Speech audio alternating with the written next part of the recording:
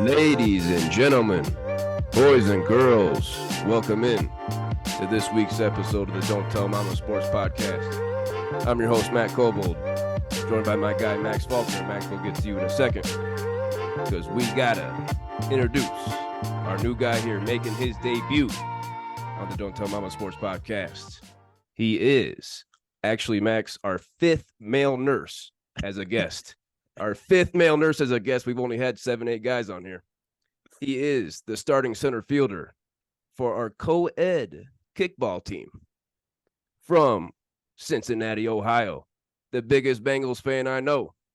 Who dat? My guy, Mike Zentz. Mike, what's going on, brother? Not much, man. Thanks for having me on the pod today. Really appreciate it. Super excited. Super honored that it is the 69th podcast. 69th epi. Oh man, that couldn't have thought of a better one myself to come and make my debut on. Hell yeah, I forgot to mention, yes, Max, the 69th episode. We've been doing this over a year now. Over a year. Sitting down, shooting the shit, talking NFL, college basketball, and what else. But we had to bring our guy Mike Zentz on today. We're going to be talking Bengals update. We're going to be talking our usual Extra Juicy Dawgs, our usual NFL talk. But before that, Max, I got to ask you about that Christmas tree in the background. Oh my! That caught my eye here. That caught my eye. Oh, it's pretty, ain't it? Oh, it's pretty, ain't it? I know. First off, thanks for everybody coming out for the Don't Tell Mama Sports Podcast tonight. Thanks to Mike coming out here. It's always good to have a guest star on our show. And please like, comment, and subscribe. Let's hear from you. We are also located on obviously YouTube, Spotify, Apple Podcasts, iHeartRadio, Instagram, and Twitter. Don't forget your tweets. That's a few. But let's get to this Christmas tree, Breezy. Where do you think I got this bad boy? Where do you think I got this? Well, you turned the wrong way. Turn the other way. Well, all right. Where do you think I get this bad boy? Well, you already told me, so you already told me. Well, then go ahead and tell everyone.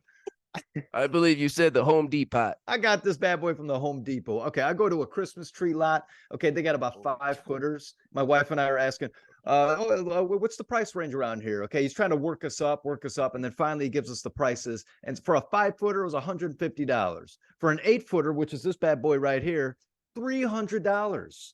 I got this bad boy for $70 at the Home Depot. If everyone right now, if you need a Christmas tree, you need something cheap, go to Home Depot, because this is a damn good tree. I'll tell you right now. Look at these branches. There ain't no ornaments falling off this tree. Not hitting the ground on this tree. No way. It looks very nice. Shout out to Kelly sitting here in the room. She just pointed out we got the Home Depot sign back up here. Could be an official sponsor. Mike, what do you think about the Home Depot being an official sponsor of the Don't Tell Mama Sports Podcast? I think that's a great idea. I mean, think about all the home improvements you could do with that and get this pod really shaping up. Oh man. I mean, don't tease me. Courtesy of the Home Depot has a nice ring to it. Well, Max, you got anything else for me before we get into our usual sports talk? Like we're gonna finish with college basketball. Usually we've been starting with college basketball, but we're gonna finish with it. We're gonna kick Mike out of here. Mike doesn't watch college ball. He's in here for the NFL talk. So that's why we're saving it for the end. So stay for the end. Max, you got anything else before we start? No, man. I'm my mouth is watering. I'm salivating all over this mic. Let's get into some sports. Come on. I've been waiting for it all week. I gotta quench my thirst here. I've said it before, but I'm gonna say it again. The White Rascal from Avery Brewing here in Boulder, Colorado, home of the Buffaloes. This Belgian white, baby, it's smooth, and I could drink it all day. Avery Brewing, White Rascal.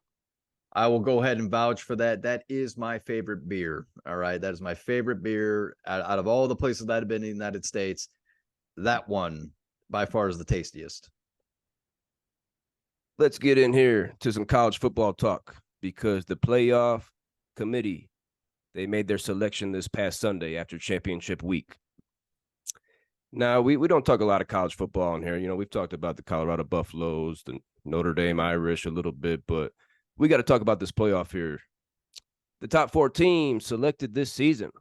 Number 1, the undefeated Big Ten champions, the Michigan Wolverines. Following them, number 2, the The Washington Huskies, undefeated Pac-12 champions. Last season of the Pac-12. Could it be a Cinderella story for the Huskies? We'll talk about it. The 3 seed this year are the Longhorns of Texas. 12-1, the Big 12 champions. Smacked the shit out of the Cowboys in that game. And number 4, maybe a little controversial. We'll get to it. But number 4 this year, the Alabama Crimson Tide. Your boy Nick Saban. 12-1, the SEC champs. Number 5, and left out, the first team left out of this year's playoff. Now, this is the last season that 4 teams is going to be. Next season, we move to a 12-team format, okay? But this season, the first team left out was the undefeated 13-0 ACC Power Conference champions, the Seminoles of Florida State.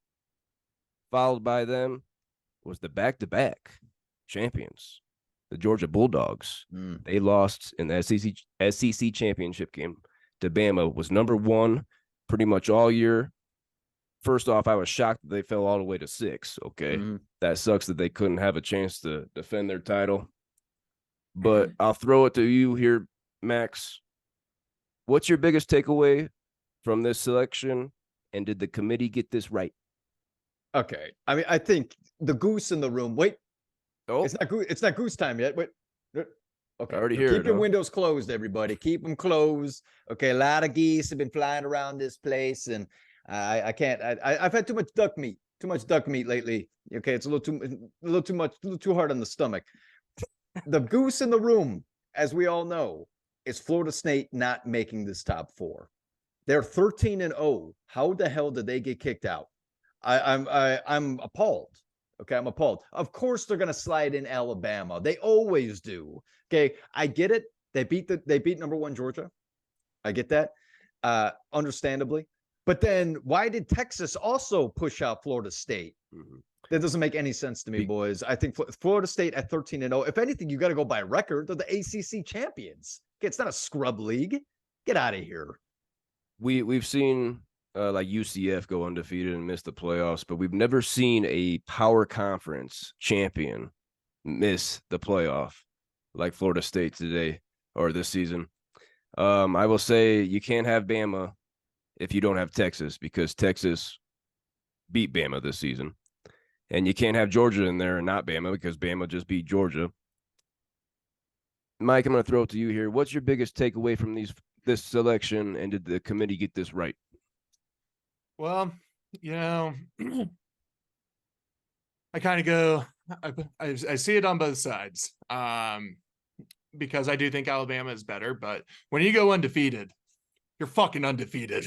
Yes. And you won the ACC. Like, you swung a big dick this year, and I think that needs to be rewarded. Yeah. And, I'm as you know from the introduction, I'm from Cincinnati, and, my Bearcats last year went into the playoffs, and we were undefeated, but we're also not in the ACC. And we got absolutely fucking smoked, as you can expect. But Georgia, I thought Georgia. Yeah. And so it's, I don't know, I see both sides, because it's like, all right, you really think another team is better. They're without their starting QB now. And they do take it into effect. So I kind of see both sides. But let me tell you, if I was a player, and that's who it is, who this is about, is the players, the fans too. Like, you're undefeated. You're in the ACC. You got to be able to fight for your chance. And this is still so new that it's like, you can't just automatically wave them out. I think you can't just automatically give it to Alabama or an SEC team. Yeah.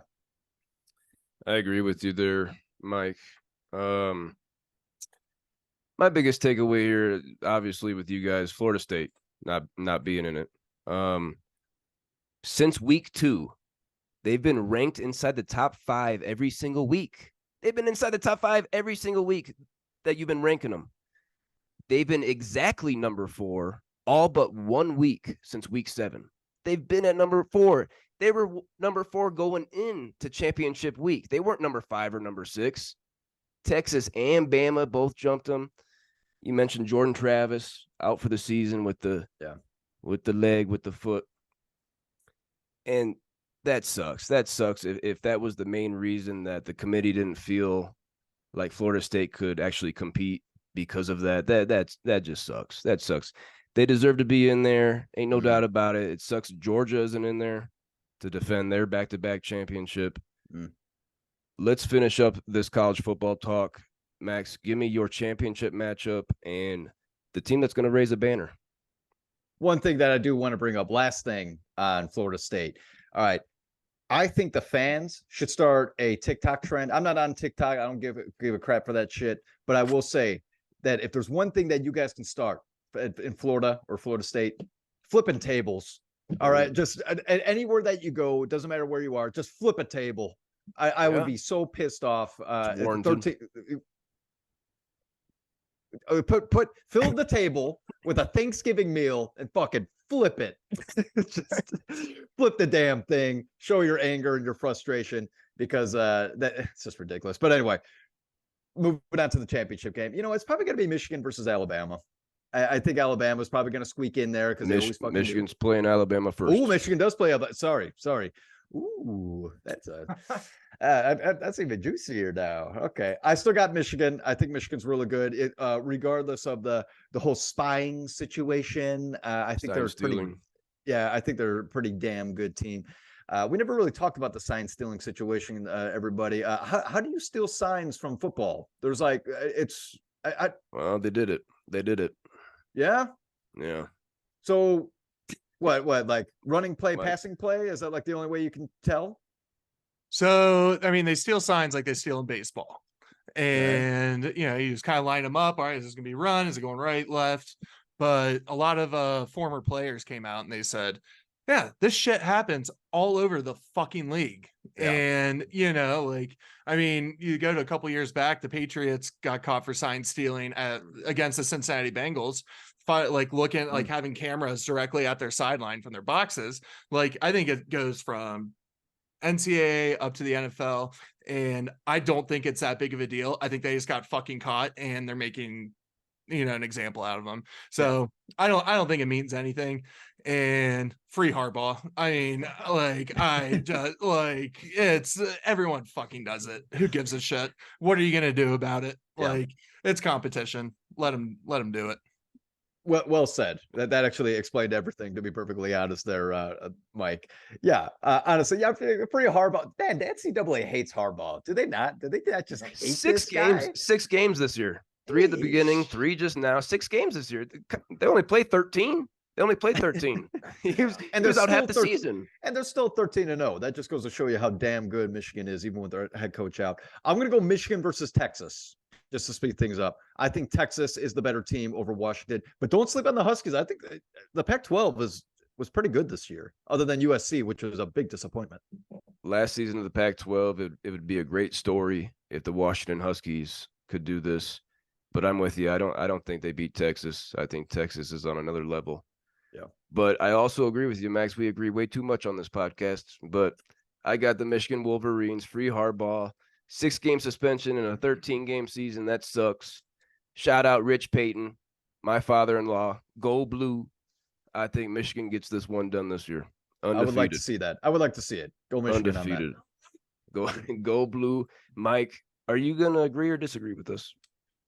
I'm going to agree. Hey, hop on the train. I was with Max before, and then you corrected him. I was going to say Michigan, Alabama, but they're playing first. But, I mean, also, don't sleep on Alabama, man. It's Alabama, they've been there before. But, I mean, so is this team. Always. They have an active roster. It's been a national championship. So, yeah, I mean, I think you can go either way, but my gut says Michigan, Texas. Nice. Moving along this week on the Don't Tell Mama Sports Podcast, we got our guy Mike Zentz here joining us from Cincinnati, Ohio. We got to get a Bengals update. Oh, Bengals. A Bengals update. Bengals. We got a Chargers update a couple weeks ago from our guy Kyle Jennings. This week, we're getting a Bengals update. We got guys all over the place. The Cincinnati Bengals, they're coming off a big Monday Night Football win last week against the Jaguars. I believe 9.5, 10-point underdogs in that game on the road. Very impressive what I saw from Jake Browning. Mm-hmm. The Bengals right now, they're 6-6, sitting at 10th in the AFC. Okay, they're in the hunt, but I'm gonna start this conversation off right now. They're not making the playoffs, but I'm gonna throw it to Mike here. What do you think about the Cincinnati Bengals 6-6 season and Joe Burrow being out for the rest of the year with the ligament tear in the wrist? Well, as anyone can expect, I'm sure some of the pod listeners can feel it too with all the season-ending injuries to quarterbacks. You know, it's a real kick in the dick to have your franchise quarterback go out, especially someone like Joe. You know, he's the glue of the team. He's a leader. But you know, you see him on the sidelines, and you know he's helping out, and you know. But I will say, to kind of backtrack a little bit, the night of his injury, when Jake Browning was in there against the Ravens, he didn't score a point, but we're also playing against the Ravens, you know, one of the best defenses. Mm-hmm. What do you expect a guy whose first NFL, you know, playing time is going against the Ravens and just mid-game? You know, I thought, you know, he shows poise, he shows confidence, he threw some darts, he made some really good throws against the Ravens, and that immediately gave me confidence. I just thought he was a little immature in the pocket. You know, he doesn't have the game time feel. You know, he kind of showed that against Jacksonville a couple times early on, like especially during that fourth down when he got sacked. You know, you got to be able to feel the pocket collapsing, get out, move, scramble. But that just comes with game time experience. You know, you went from a backup and not getting a lot of reps to being the number one guy, and you know it's just something you expect. But you know, he didn't look good against the Steelers, but another great defense, another one of the top defenses in the league. Mm-hmm. But yeah, went against the Jags and balled out, showed out. It was incredible, ice in his veins. And you know, he's got a great supporting cast. You know, you got Jamar Chase, T. Higgins right there. You know, Mixon's you know, as your running back. You know, it's yeah, I was very impressed. He made some really good plays, made some good audibles at the line too, and you know, tight game, lots of pressure, and he stepped up. That's not easy to do. Even good franchise quarterbacks crumble in those situations, and he kept it alive.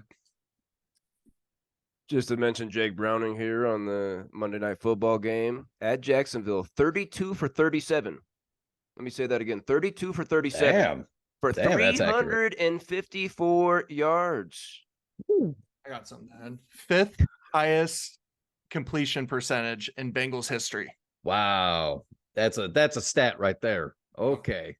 Good nugget there, Mike. Max, I want to get your opinion on Jake Browning, but first, Jack Alvarado, I believe a two-time champ in our fantasy football league. I got a quote here from Jack. I asked him about Jamar Chase, and we'll get into him in a second. Is he a keeper? It's safe to say, is he a keeper? He said it's safe to say, quote from Jack, hoping they cut Burrow and just keep this Browning kid. Max, end quote. Max, what's your opinion on Burrow getting tossed to the side and Jake Browning possibly taking this Bengals team over?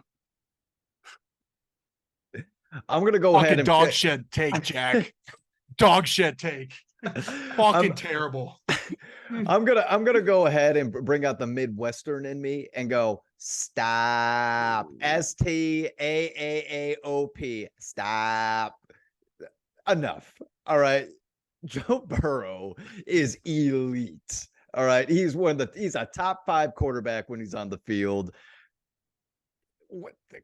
He must really not like Joe Burrow. He must not be a fan of this guy, even though that he's been throwing the ball to Jamar Chase all year round, increasing his fantasy numbers all year round for him.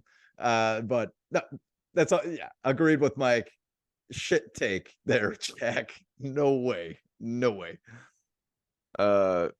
Definitely, Mike. Got your opinion on that already. Let's look at the running back position moving forward real quickly. We know Joe Mixon, he came back this season. He restructured his deal. Thought, you know, this was a Super Bowl contending team. Not looking like that. Sorry, Joe. He's going to be a free agent this season. We see a rookie 5th rounder, Chase Brown, coming in. What do you got to tell me about him? You know, I really liked what Chase Brown showed us the other day. And, you know, Mixon, he's definitely slowing down a little bit. You know, he's one of the worst in the league, the yards after contact. And one of the other stats is our run blocking. You know, we added some people to offensive line this year. and Orlando Brown left tackle, and that moved our old left tackle to right tackle. So we kind of beefed up, and we have a healthy O-line finally, and they are they're top 10 for run blocking in their responsibilities. And Mixon just has not been able to produce. I think he's lost a step a little bit, and he had a really good game, but he was also just running through massive holes. Yeah. I mean, the stats don't lie. But for what we have him for, we're not paying him $10-15 million a year. He stays healthy. He does what you need to do. He's a good receiving back. So I think he's good right now.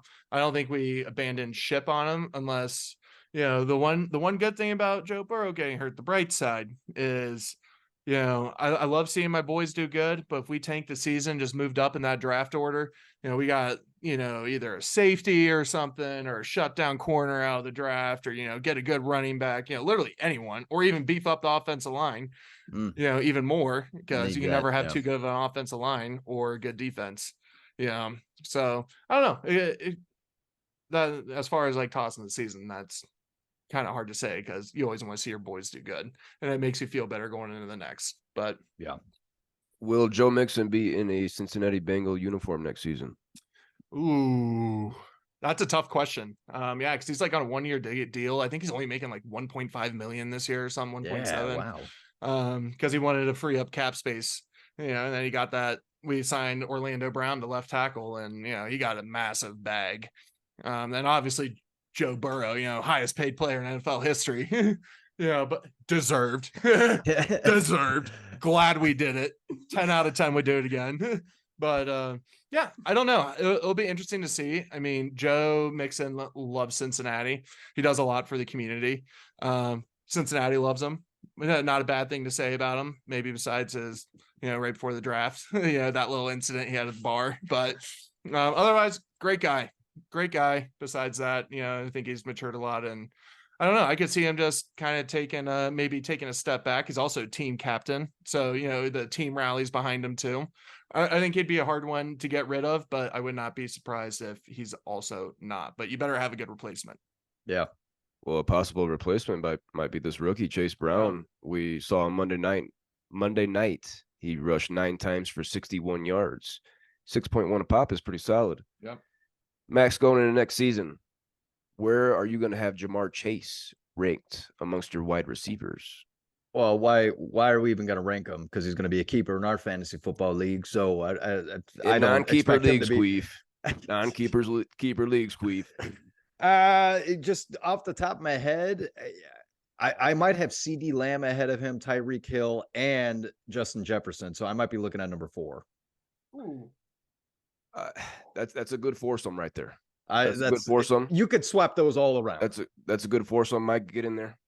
Not CD. I agree with everything else. Not CD though. Oh, CD's having a great season. No, he's having a great season. No, 90 receptions already. 90 receptions, to, 1,100 yards. CD's too.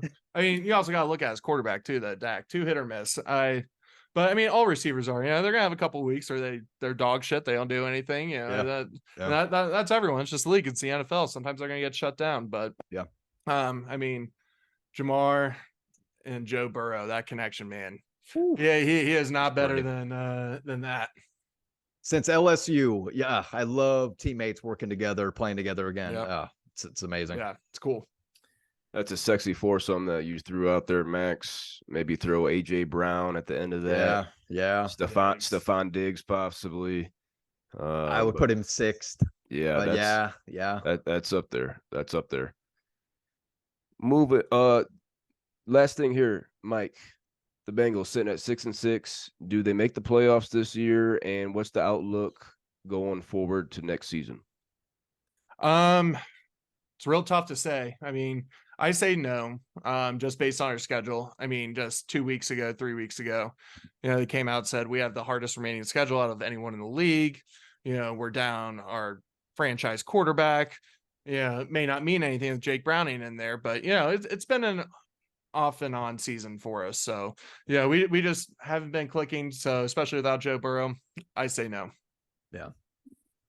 Max, I already opened this up saying that I do not think the Bengals make the playoffs. Are you going to make it a threesome here?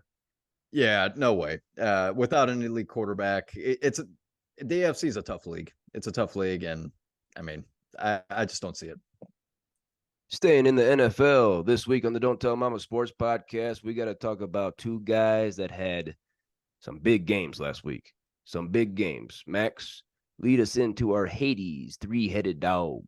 Oh, the Hades three-headed dogs. I missed them because it's been a couple weeks since we had a guy that has scored 3 touchdowns in a game, but we had 2 last week starting on Thursday night. If you are a DK Metcalf, if DK Metcalf is on your fantasy football team, oh my goodness, this was a breath of fresh air because he has been having a down season. He's a guy that you probably drafted second, third round maybe, and you're like, oh my god, what's going on? But he had 3 touchdowns on 6 catches, 134 yards, and a 38.4 fantasy points. What a game. Colbreezy, are you excited about putting him in your lineup for the rest of the season? Because they're taking on San Francisco coming up. I think they have another couple of tough matchups. What are you thinking about that? That was actually a season high, 134 yards for DK Metcalf. We're a fan of DK. I don't have anything. DK. I don't have anything bad to say about DK. I think you can fire him up on a weekly basis. He only had 3 touchdowns on the season coming into this one, but this one bumped him up to wide receiver 18 in full PPR leagues. I like DK a lot. Mike, what do you got to say about DK? I like DK too, but I think he's good for wherever you draft him. He's never going to be in your top 5. No. And I think he's a good late second, third round pick. So I think he's good for what he's valued at. He's not a first rounder, so I think for what he's valued at, he's good. Gino definitely isn't doing what he did last year, but the fact that DK's up to wide receiver 18 now, pretty solid. Max, who's our next guy? All right, let's go ahead. Another guy that I kind of compare them in a way. I don't know why. It's just because they're so up and down. How about that? They're so up and down. There's games where they blow up, and then there's games where they don't do shit. Okay, Deebo Samuel had a hell of a game the other night. Deebo Samuel had only 4 catches for 134 yards, 2 touchdowns. He also had 22 rushing yards with a rushing touchdowns. That's good enough for 36.8 fantasy points. Man, Deebo Samuel, another guy that sadly gets injured a lot as well. But if he was in your fantasy lineups, I mean, you got to be excited for the rest of the year, especially because this week is the final week in fantasy football, everybody. Set your lineups. You got to be squeaking into the playoffs like me. Yeah. Crazy. This is the last week. Yeah. Deebo Samuel in that pretty much an ass beating in Philadelphia. That's surprising. They were only 1-loss Eagles there. Deebo had 3 touchdowns on 7 touches. He only touched the ball 7 times and scored on 3 of them. That's crazy. Yeah. He only had 2 touchdowns through week 9. Now he has 5 in the last 4 games. Deebo's heating up, baby. He's a gadget player. He's a weapon. He's wide receiver 25 in full PPR leagues right now. Mike, what do you got for us on Deebo? Deebo's turning up. He's heating up, like you said. Strike the iron while it's hot. And yeah, he's turning it up, but the whole 49ers are healthy, and that opens it up for him too. A lot of weapons there for Brock Purdy. Max, what if Mr. Irrelevant, you're right. Yeah. Max, what if I told you that Queef Wilson started both DK and Deebo and lost? Oh my goodness. I don't know how that is possible. Did he have a couple of Gooses in that lineup too? Oh, we're getting to the Gooses, and we'll be talking about Queef Wilson again. Okay. All right.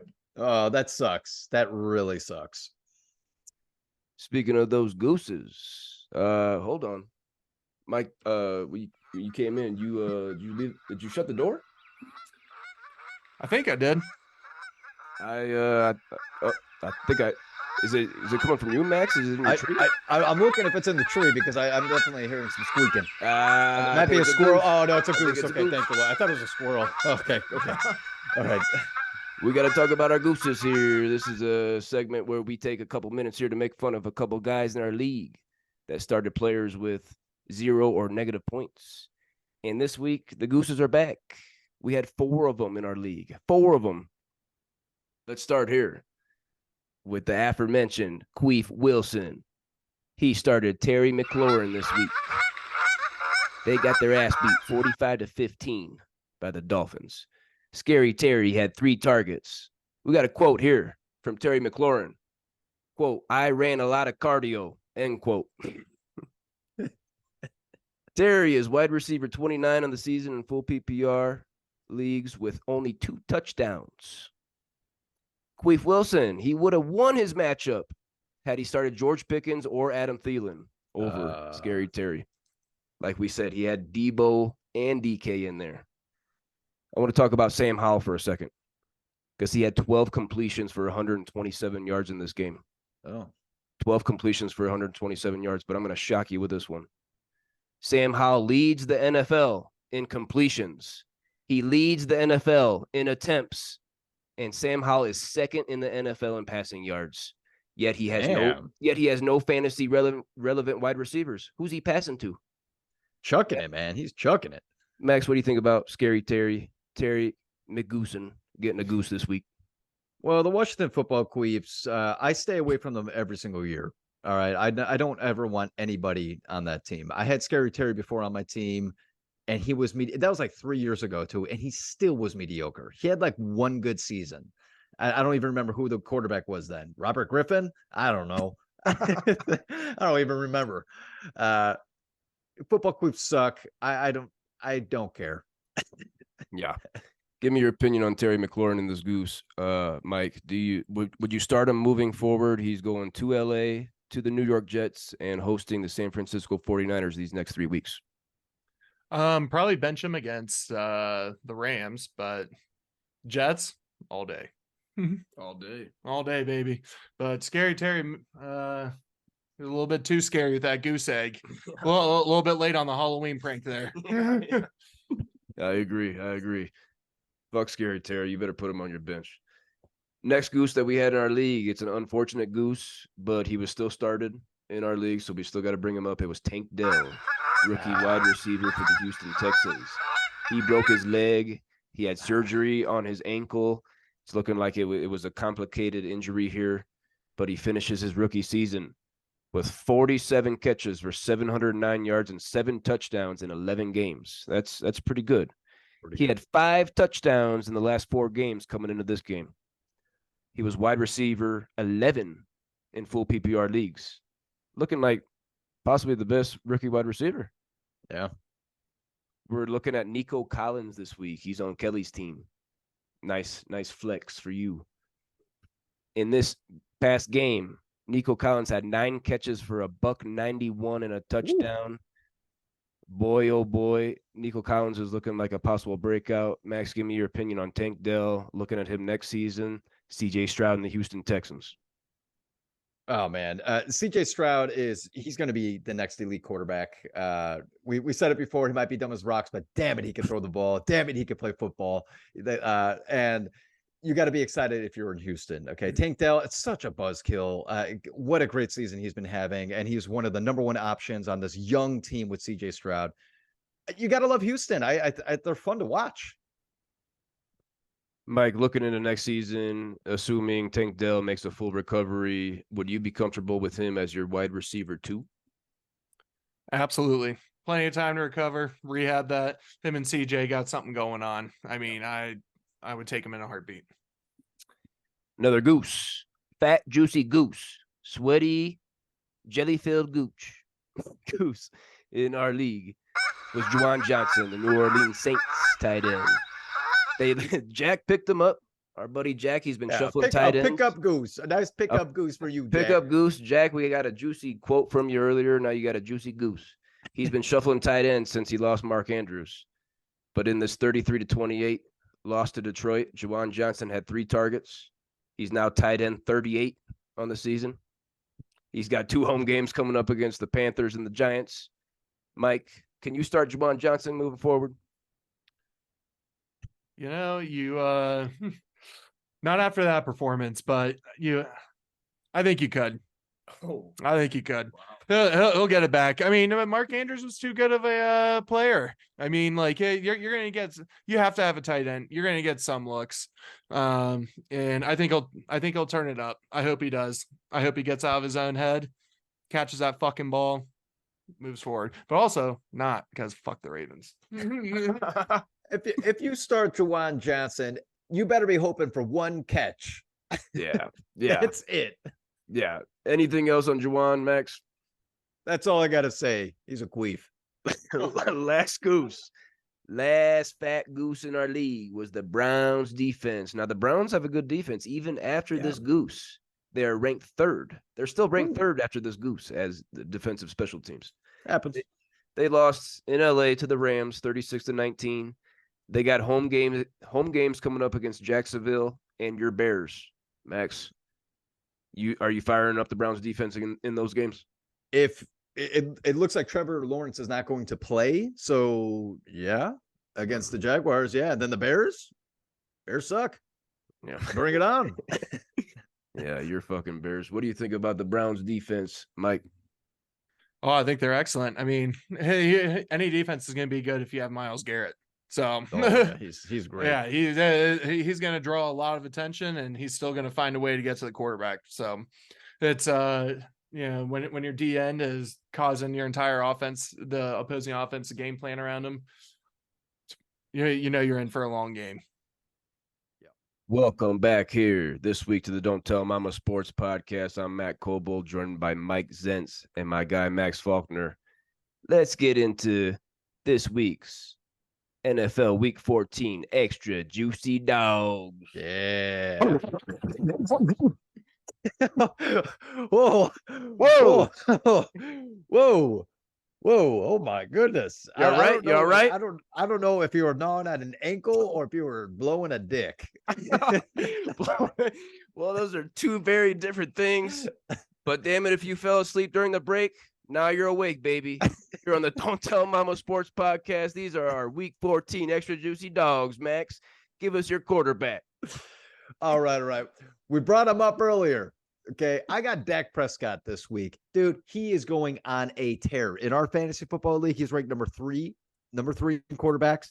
This season, so far, he has 26 touchdowns, 6 interceptions, and 2 rushing touchdowns with 3,234 passing yards.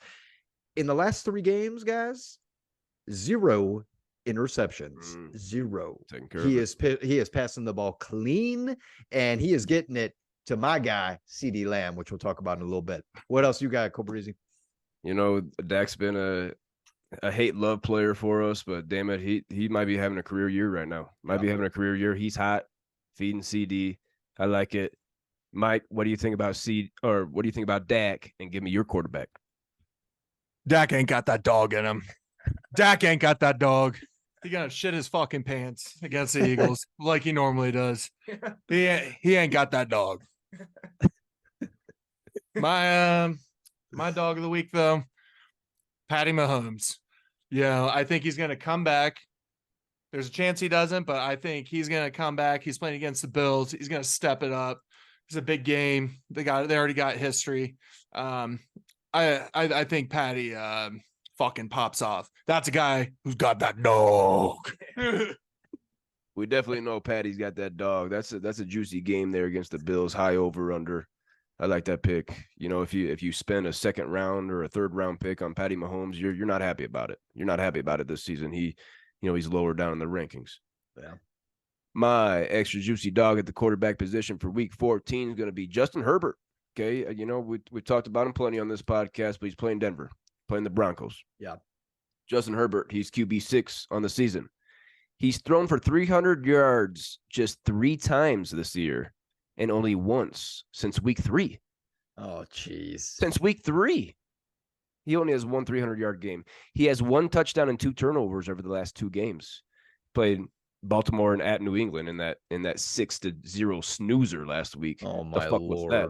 Oh, my was Lord. that?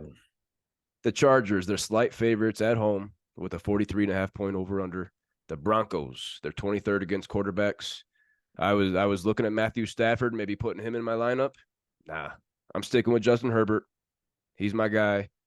Justin Herbert, if you got him, fire him up this week. Max, give me your extra juicy dog at the running back position for week 14. I'm going to stick with the Los Angeles Chargers and go Austin Eckler. Here's the reason being. This guy needs to get going. The last time I brought him up and I said he needs to get going, he ended up in the end zone because I had a my buddy Mr. Tutty with him. Oh, whoa. I'm not calling anything this time. All right. I'm not calling anything this time. Okay. He's going up against Denver, like we already brought up. They're ranked 32nd against the run. Dead last. Okay. Austin Eckler was probably your number 1 or number 2 overall pick in any fantasy league. And he has 5 total touchdowns this year. 5. That's unheard of with Austin Eckler compared to previous seasons where he's had at least 20 touchdowns and 100 receptions for almost 1,000 yards. He's having a tough season. But he's going to get it going against Denver. Fire up Austin Eckler. Don't be worried about him.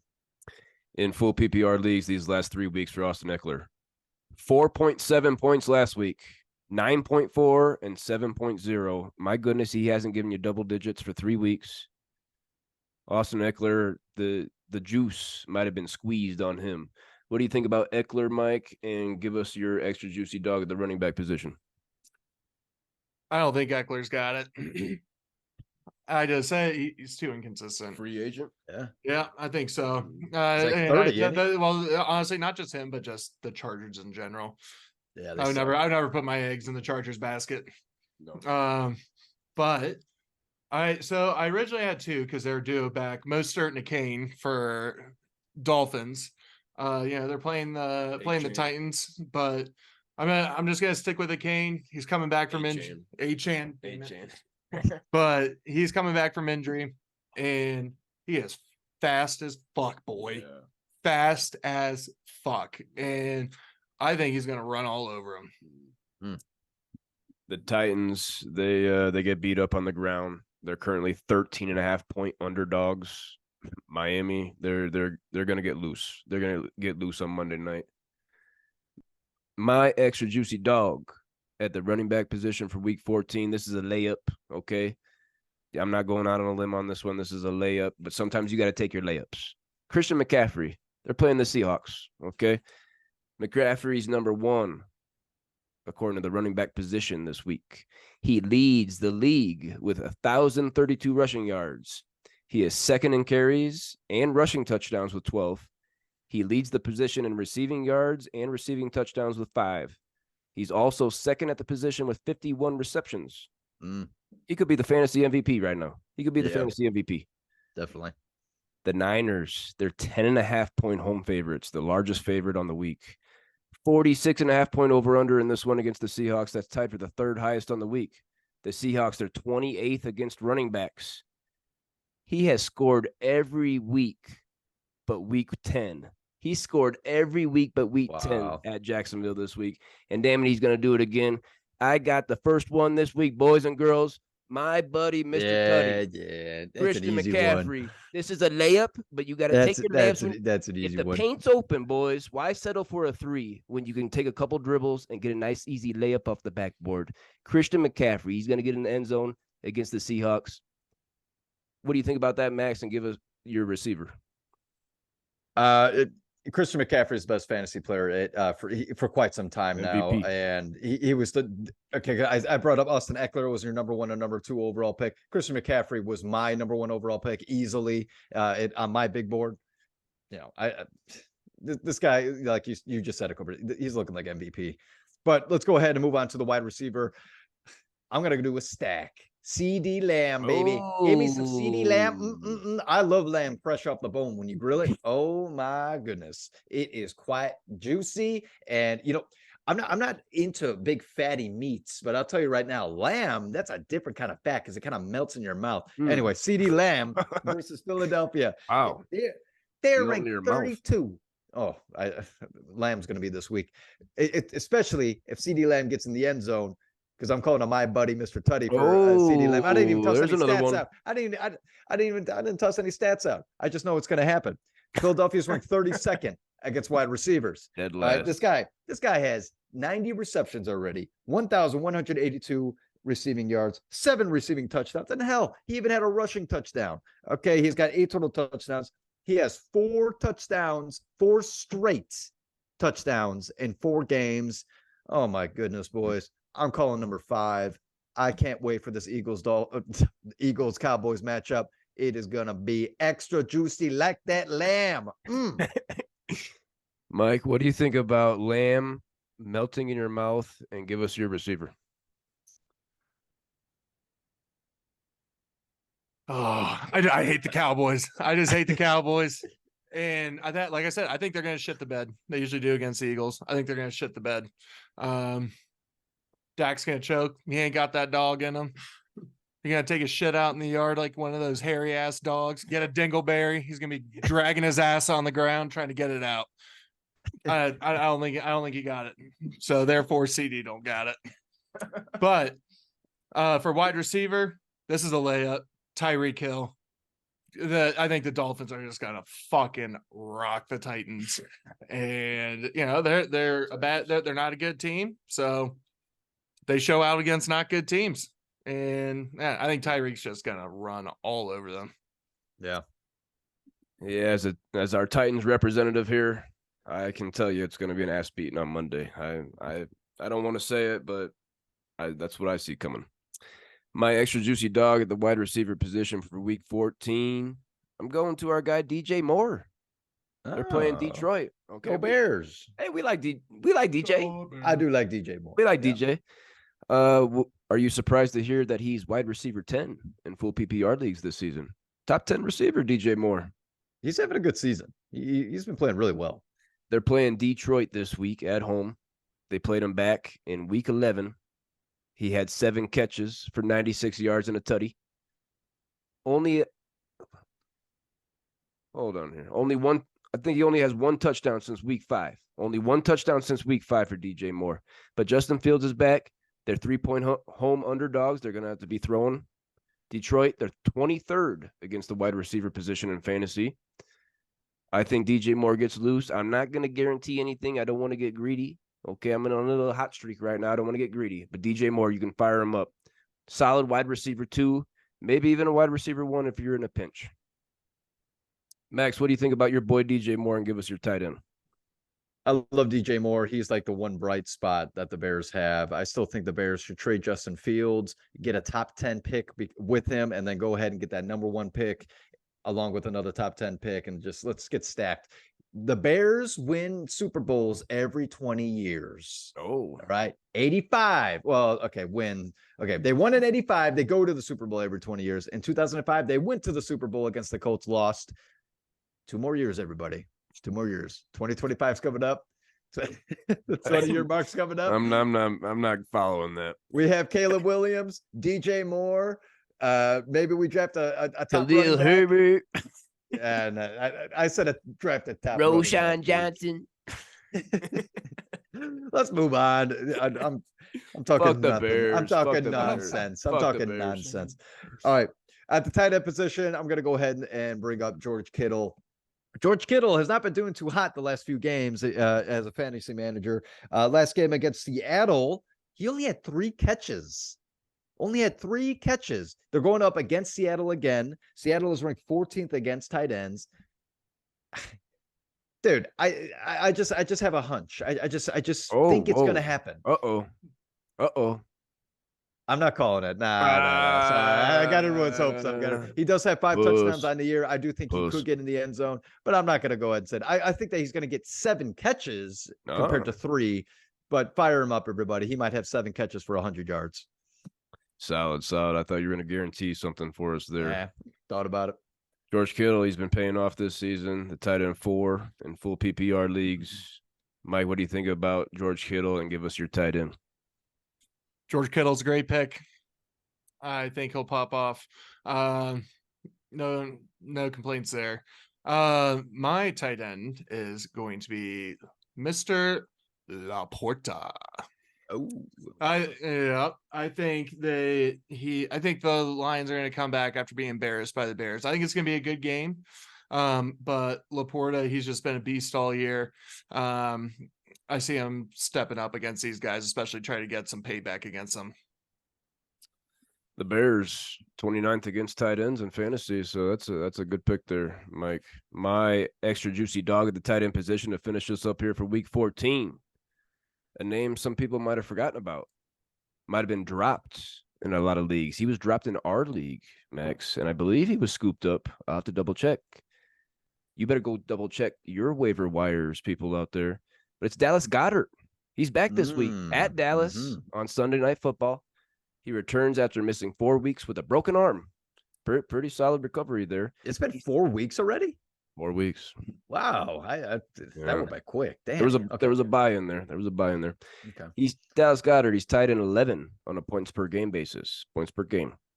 I had to get a piece of this game in this segment, this Cowboys-Eagles game. It's juicy. It's got a 51-point over-under. It's easily the highest on the week. This could be a shootout.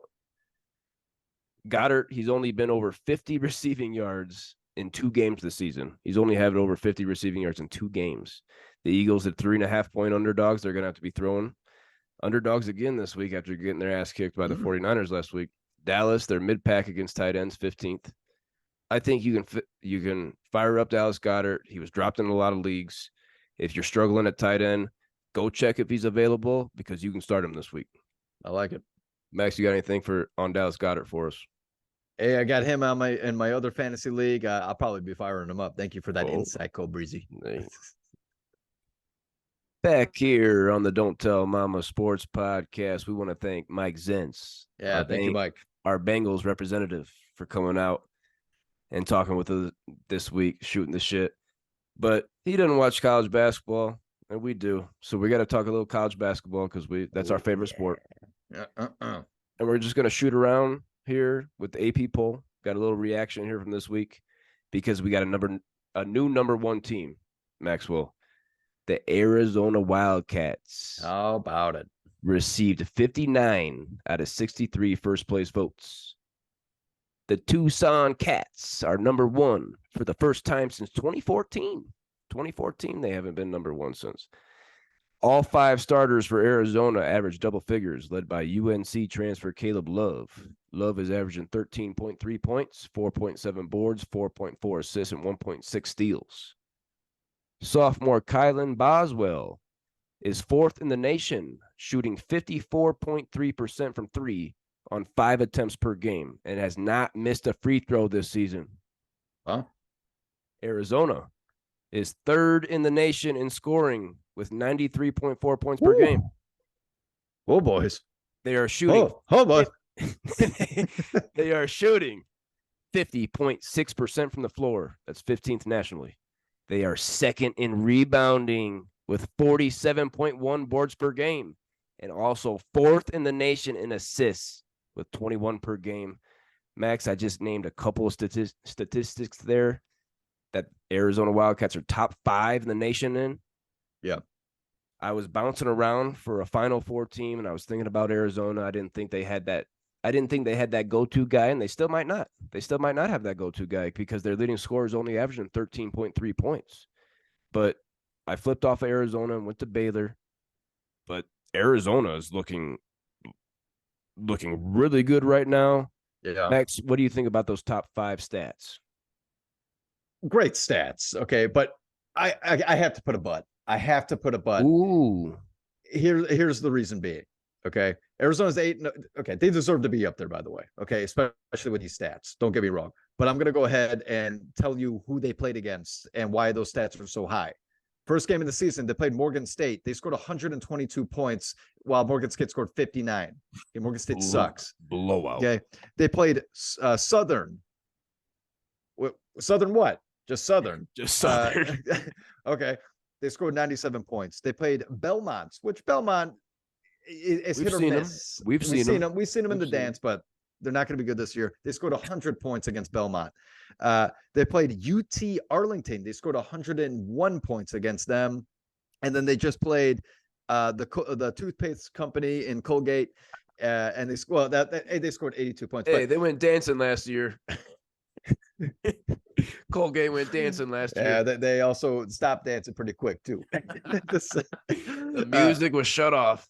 So I just named a bunch of teams that are queefs, but regardless, scoring 100 points, still pretty damn good. They do have 2 quality wins, and that is against Duke, which I think we can agree Duke isn't as good at Duke. Great win. That's probably that is by far their best win, no doubt about it. I think Duke is weaker than we were expecting. Still early on in the year, though. And then they also beat Michigan State, which, good win, but Michigan State looks like shit. I don't know. They'll figure it out. They always do, but they look like shit. So I'm not jumping out of my seat for Arizona yet.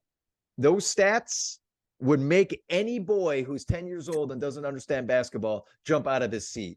Okay.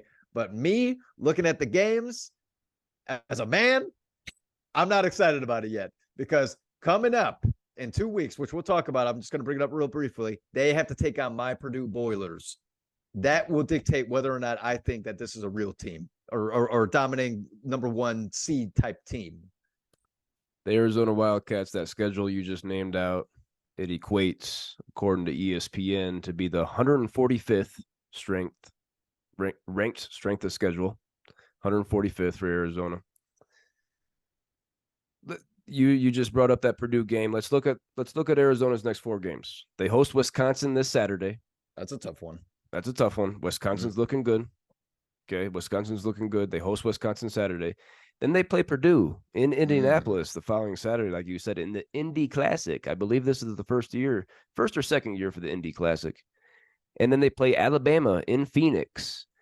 And then they play the Florida Atlantic Owls in Vegas after that. Oh, baby. That's a stretch. Out of those 4 games, finish up here on Arizona. What's their record out of those 4 games? 2-2. Ooh. Wow. 2-2. You don't trust the Wildcats. Tommy Lloyd? I'm not going against Purdue on that. They're going to lose against Purdue. And then I could see Wisconsin taking them down too. I cannot wait for that Arizona-Purdue game. Oh, me too. But oh my. I'm going to give them the benefit of the doubt here. And I'm going to say 3-1.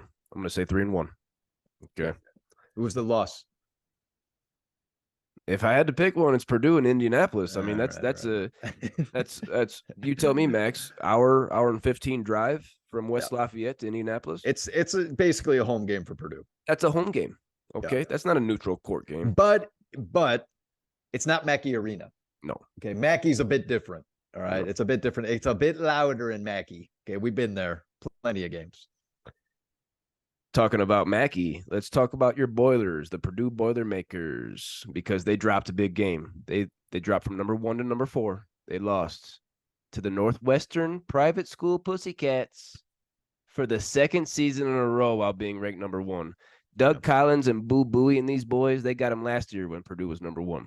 Mm-hmm. The Boilers, they shot 5 of 19 from 3, 26%, 5 of 19. Northwestern shot 10 of 20 from 3. Doubled them up in threes, 50% from downtown. Max, this is what might frustrate you here. Purdue, they were plus 11 in free throw makes. And this is going to flabbergast you. Plus 25 on the boards. Oh, my goodness. Purdue was plus 25 on the boards, but they had 17 turnovers compared to only 3. Northwestern only turned the ball over 3 times. Purdue had 4 turnovers in overtime. Max, what do you think about those stats? And tell me about your Boilers for the 2nd straight season. Yeah. Losing to these Pussycats while being number 1. All right, real quick. Northwestern is underrated. Okay, I brought it up at the beginning. Before the season started, we were talking about All-American, 2nd-team All-Americans. I picked Boo Booey to make the 2nd-team All-American team. This guy can score. Okay, he is a dog on the court. Okay, this guy can really, really play, and he takes care of the ball. Northwestern, they take care of the damn ball. They did it last year. I believe they were under 10 turnovers per game, if I'm not mistaken. I believe it was under 10, and they're doing it again this year. They move the ball around, find the open shot, and they play defense. Purdue, man, they're trying to get too flashy. They're getting too cocky. Ooh, I was watching the game. Really? Braden Smith, who's an outstanding point guard, he's trying to make behind the back passes, over the head type of Mr. Indiana? No look passes. That? And guess what? They weren't open. The ball's going out of bounds. Fletcher Lawyer's trying to throw it, it's force it into Zach Edey. And it's like, just lob it over to him. Like Zach Edey's 7'4". He'll reach up and go grab it. Why are you giving him a freaking chest pass at the knee? And so it was a great game to watch, though. Purdue was losing. They set up a play with 2 seconds left, a lob to Zach Edey, and then he obviously made the layup to go to overtime. It was just a brilliant drawn up play by Matt Painter. I don't blame it actually on the coaching. I don't blame it on Edey, who had 36 and 14 that night. I blame it on the guards who keep on turning the damn ball over. You guys got to handle the ball, make better passes. But hey, we got the first loss out of the way. All right, so now we don't have to think about it anymore. Northwestern's good. Definitely the guards were a thing that we were worried about last year. They were freshmen last year, Fletcher Lawyer and Braden Smith. Now they're sophomores, definitely better. You mentioned Edey, big game. Northwestern had 3 guys with at least 20 points in this one, led by your guy, Boo Booey, with 31 points, 9 assists, and 0 turnovers. 9 assists, 0 turnovers. It's impressive. Finishing up here on the Boilers, Zach Edey, both of our National Player of the Year, the reigning National Player of the Year. He's averaging 23.7 points. That's 3rd in the nation. 11.2 boards. That's 5th. And 2.9 blocks. That's 7th. Nice. Anything else about your Boilers and Edey before we move on? Zach Edey gets fouled more than anybody in the league. I think he got fouled 15 times against Northwestern. 15. Jeez. They are hanging on him like he's a jungle gym. And and the funny thing is that there are fouls that the refs don't call. Like sometimes they're just like, we're not going to call it this time. I swear. I swear. Sometimes they just like, let's give him a break. We keep blowing the whistle at. Let's move the game. Let's move on. Yeah, let's move the game along. We can't call a foul every single time, even though it's a foul. But anyway, once again, they got it out of the way. They still looked good, scoring 88, 90 points. It was something like that. So it was a fun game to watch. I love it. It's Big Ten basketball, everybody. And then just so we're clear, moving on to Monday, they freaking ran all over Iowa at Mackey Arena, just stomped them down on the ground. They took the starters out with 10 minutes left to go. 10 minutes left to go. They took the start. Edey might have been out at the 14-minute mark. Okay, they just said, we're good. We're good. Good. Yeah. Good. Moving along to my Kansas Jayhawks, because they had a big game last week that we did a preview on. They moved from number 5 to number 2 after that Big East Big 12 battle against UConn last Friday. Max, you sat up here and you disrespected Bill Self, and you went against him in Allen Fieldhouse in this game. That's ridiculous. They shot 50% from the floor. They shot 50% from the floor against UConn. They shot 9 of 14 from 3. That's 64% from 3. We're damn good. Talking about your Huskies here. Tristan Newton led the Huskies with 31 points on 6 of 9 from 3. He's looking like an All-American. I had Donovan Clingan, the 7'2" big man, on my 3rd team. I was sleeping on Tristan Newton. Tristan Newton is a way bigger factor than Donovan Clingan. Tristan Newton, he's averaging 17.1 points, 7.6 boards, and 6.1 assists. Damn. Okay, that's an All-American right now. Your guy, Cam Spencer, who you wanted to bring up last week, he scored 6 points in 36 minutes. He shot 2 of 12. He shot 2 of 12, and he bricked 2 free throws. Oh, did he? He finally missed. He finally missed. Oh, my. 6 points in 36 minutes. Get out of here, Cam Spencer. Moving along to the game last night in this game against UConn, Kevin McCullough, he led the Jayhawks with 21 points on 3 of 4 from 3. Looking at last night's game against the Kansas City Roos. The Kansas City Roos, short for Kangaroos. Okay, we want to talk about I like that a lot. Yes. I wanted to bring that up. Too many Wildcats. Yeah. Too many Wildcats out there. The Kansas City Roos. Not the Kangaroos, but the Roos. Kansas played them last night, kicked that ass, but Kevin McCullough, he had a career-high 25 points on 9 of 13 shooting. Only missed 4 shots. This is his 5th 20-point game of the season. He had 3 career 20-point games in his previous 4 seasons. Wow. 3 20-point games in his first 4 seasons. He's got 5 this year. Max, tell me about Kevin McCullough this Kansas win over UConn and why you hate Bill Self. I'm going to lead it off with Bill Self. I said multiple times on the Don't Tell Mama, I think Bill Self might be the best coach in basketball, and that is in the NBA as well. Okay. He might be very well the best coach in basketball. Okay. Moving on from that. All right. Kevin McCullough, whoa. Okay, this guy's had a few triple doubles this year already. You guys might be looking at in Kansas anyway with Hunter Dickinson and Kevin McCullough. You guys might be looking at 2 top 20 wooden watches. I could see that. I can definitely see that. You're coming right. up. You're right. Yeah. Good call. So, which that will be coming later on in the year. Everybody, we always do our top 20 breakdown. Can't wait. Yeah, so much fun. So much fun. Yeah. And then as far as that, the win against UConn, that's a big win. Okay, that was a back and forth game. Back and forth. It was UConn had the lead at one point, but then you guys took it away, and then UConn had a big win against against the Tar Heels, UNC last night, which that was another big pick me up game. And Cam Spencer had 23 that night, so he woke up a little bit. Your guy. Right. Yeah, I guess so. Just to wrap up with Kansas here, they lead the nation in shooting at 53.6% from the floor. They also lead the nation in assists with 22.8 per game. DeJuan Harris, he's 5th in the nation in assists with 7.2 a game. Hunter Dickinson, he's 2nd in the nation in rebounding with 12.2 per game. And KJ Adams, a guy that a lot of people don't know about, super athletic, hits his freaking chin on the rim. He's 5th in the nation with shooting 70.6% from the floor. Oh, wow. Kansas has a big 4. Okay. Look out. Let's move on. No bench. I agree. No bench. That's going to be the biggest factor this year for the Kansas Jayhawks. It was a big factor last year along with size. We got more size this year with Hunter Dickinson, but the bench, they got to come. Bill's got to get more minutes right now. Yeah. Let's move on and talk about Duke here because they fell the furthest in the AP poll this week, an astonishing 15 spots. Oh my goodness! From number 7 to number 22. They lost at Arkansas by 5, then at Georgia Tech by 4. Our guy Kyle Filipowski, he's getting it done. He's averaging 19 and 8 boards, shooting 53% from the floor. Needs more help. He needs more help. Duke's best win was in the Champions Classic over Michigan State.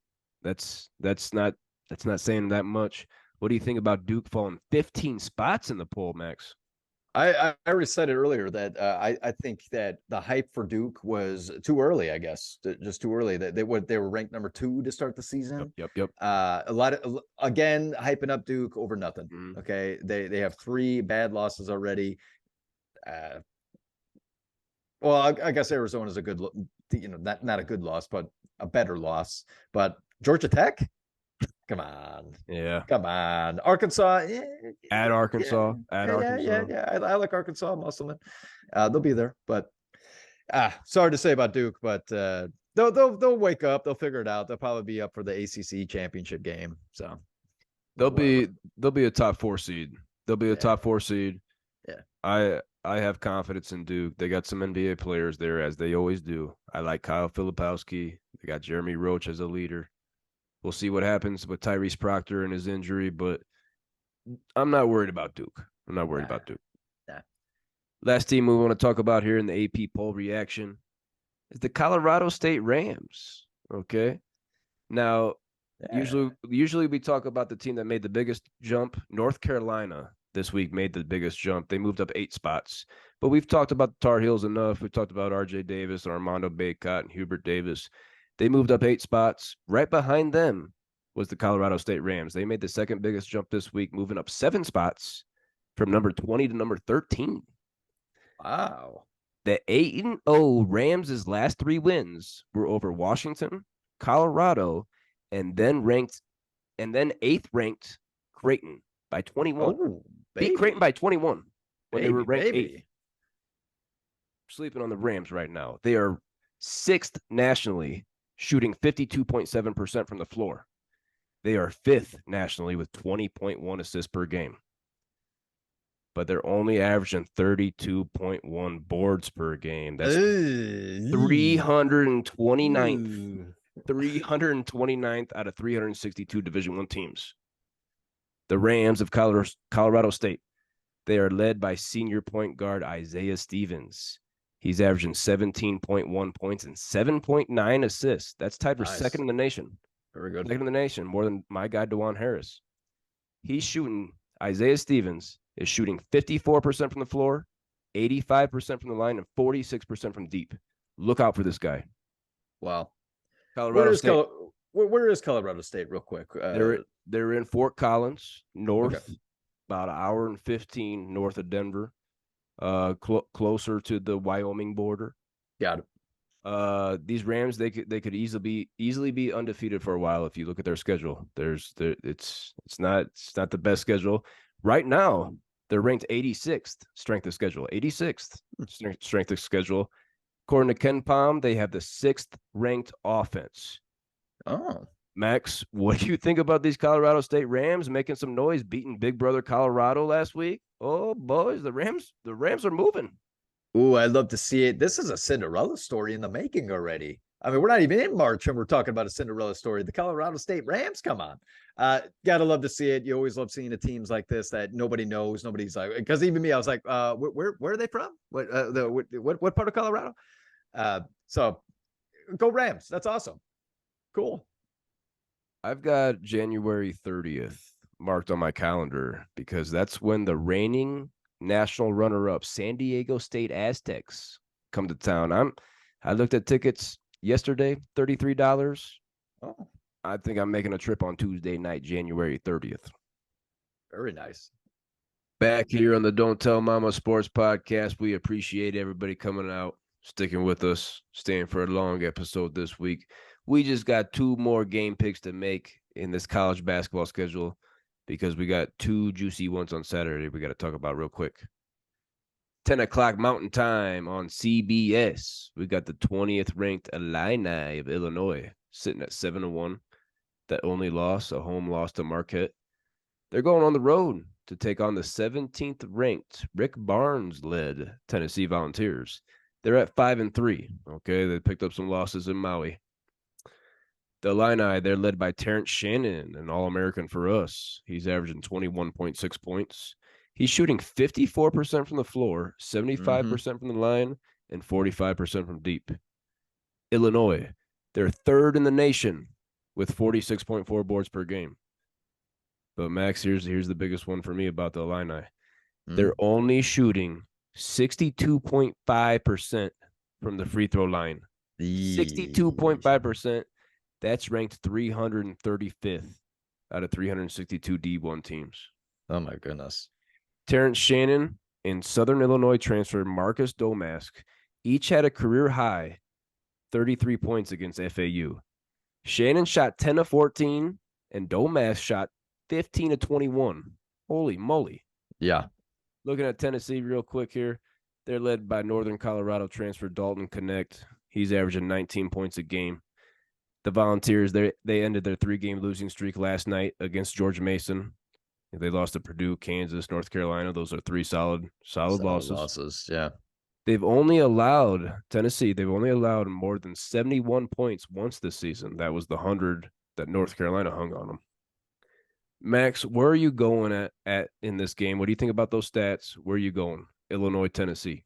I think it's a low-scoring game, but I just watched Illinois play FAU last night, and I'm going to be honest, I was pretty impressed. Dumask and obviously Shannon is just, man, they are some elite scorers. I was so surprised with Dumask. It didn't look like he wasn't missing, man. He wasn't missing. 15 to 21. Yeah. 15 to 21. Every shot he threw up, it just seemed like he was going in. I think he did a Michael Jordan situation where he made a shot, he goes to the scores table, and he just went like, I don't know. I don't know. It's just going in. You know, I don't know. What else am I going to do? So I am going to go with Illinois. I do think Illinois is going to take Tennessee down. I think that the elite scoring of these 2 guys and the rebounding ability is going to allow them to push them a little bit over. You're big on your Big Ten teams as usual. I am. I'm a little biased. The Illini, Illinois, led by Brad Underwood. He's making basketball there relevant again. Okay, he's making basketball relevant in Champaign. They've been ranked in the preseason for 4 straight seasons before never accomplishing that in their program's history. They were never ranked preseason before Brad Underwood got there. Huh. Their last Sweet 16 was in 2005 when they lost in that title game to UNC. Max, real quick before I make my pick, do you see Illinois possibly making a Sweet 16 this year and ending that drought? Oh, man, definitely depends on matchups, but their rebounding ability and 2 elite scorers, yeah, I could see a Sweet 16. Nice. I can see it too. This is a toss-up game. I lean towards the home team. I lean towards the Tennessee Volunteers. This is going to be a battle defensively. According to Ken Palm, Illinois is the 9th ranked defensive team in the nation, while Tennessee is the 2nd ranked defensive team in the nation. 2 top 10 defensive teams here. Well, I go to the strength of schedule. We talked about Tennessee going over to Maui. Tennessee has a 6th ranked strength of schedule according to ESPN, while Tennessee is 118th. I got to go Tennessee. Rick Barnes at home, 5-3. They don't want to see 3 losses. They don't want to see 4 losses. Tennessee gets this one done at home. It's going to be a great matchup. Me living in Tennessee, I almost want to root for them, but I don't know. There's something telling me about Illinois over here. I could see you getting a Tennessee Volunteer shirt within 3 years. Moving into our last game pick for the college basketball schedule for this week on Saturday at 1:15 Mountain Time on ESPN. We got a doozy here. The Badgers of Wisconsin sitting at 7-2, ranked 23rd in the nation. They're going on the road to take on the top-ranked Wildcats of Arizona. They're undefeated. Since we last talked, Wisconsin beat Marquette by 11 before going to East Lansing and handling Tom Izzo and the Spartans by 13. Wisconsin is proving some things to me. They have 4 guys averaging double figures, led by St. John's transfer A.J. Storr. He's averaging 14.2 points on 92% shooting from the line. 92% shooting from the line, A.J. Storr. We looked at Arizona. We talked about them already, but I'm gonna review real quick. They see all 5 starters averaging double figures, led by UNC transfer Caleb Love. He's averaging 13.3 points, 4.7 boards, 4.4 assists, and 1.6 steals. Sophomore Kylan Boswell is 4th in the nation, shooting 54.3% from 3 on 5 attempts per game and has not missed a free throw this season. Kylan Boswell, he's built like a freaking linebacker. Okay, he's a solid guard in the Pac-12. Arizona, the Wildcats, they're 3rd in the nation in scoring with 93.4 points per game, shooting 50.6% from the floor. That's 15th nationally. And they're 4th in the nation in assists with 21 assists per game. I'm going Arizona. They're at home. Wisconsin, they've proven a lot to me by beating Marquette by 11, going to Michigan State and beating them by double digits, 13. Wisconsin, they're a top 4 team in the Big Ten, I would say, but they're going to take a loss here. They're going to take a loss in Tucson. Originally, I thought this game was in Wisconsin, so I was going to lean towards Wisconsin at home, but I'm going to go ahead and give it to Arizona as well. I think with all those stats that you tossed out, the players that they have on their team, hey, they're ranked number 1 for a reason, right? I think it's going to be a tough matchup, but I think Arizona at home, they'll take it. Arizona is 2nd in the nation in rebounding with 47.1 boards per game. The Badgers, they're averaging 34.3 boards per game. That's 268th nationally. Biggest one for me about the Badgers of Wisconsin, there's no rim protection. You and I could go get a layup there. They're only averaging 1.4 blocks per game. Oh, geez. That's 349th out of 362 Division I teams. Wow. You and I could go get a layup on the Badgers right now. 7 foot, 260-pound Umar Balo and 7'2", 260-pound Mataju Krivas. They're both going to have a field day in this one. Okay, both of them are going to have a double-doubles. 2 7-footers. Oh, there's going to be a lot of dunks. Arizona gets this one done at home. Oh, baby, Max, that's going to do us this week on the Don't Tell Mama Sports Podcast. Wow. We appreciate everybody coming out. We appreciate Mike Zentz, our Cincinnati Bengals representative, for coming out. Had a good time with him. Max, you got anything for us before we get out of here? Oh man, it was a long one. I'm sweating. I'm ready for bed. I'm always sweaty, but it's like 11 o'clock here. I'm ready for Betty Bye. But everybody, thank you for coming out to the Don't Tell Mama Sports Podcast. Please like, comment, and subscribe. Once again, we're on YouTube, we're on Spotify, we're on iHeartRadio, we're on Apple Podcasts, we're on Twitter, and we are on Instagram. Please follow us on everything. Comment. Let's have some conversations with you. But man, Cobras, I don't know about you, but I don't even know if I'm brushing my teeth tonight. I might just hit the pillow. Hit the pillow. You're gonna close your laptop and just stumble out, probably stub your toe on something and just fall into bed. Well, I hope I don't stub my toe, because that's gonna wake me right up, and I'm gonna sweat even more because I'm gonna be yelling, "Fuck, motherfucker, fuck, fuck."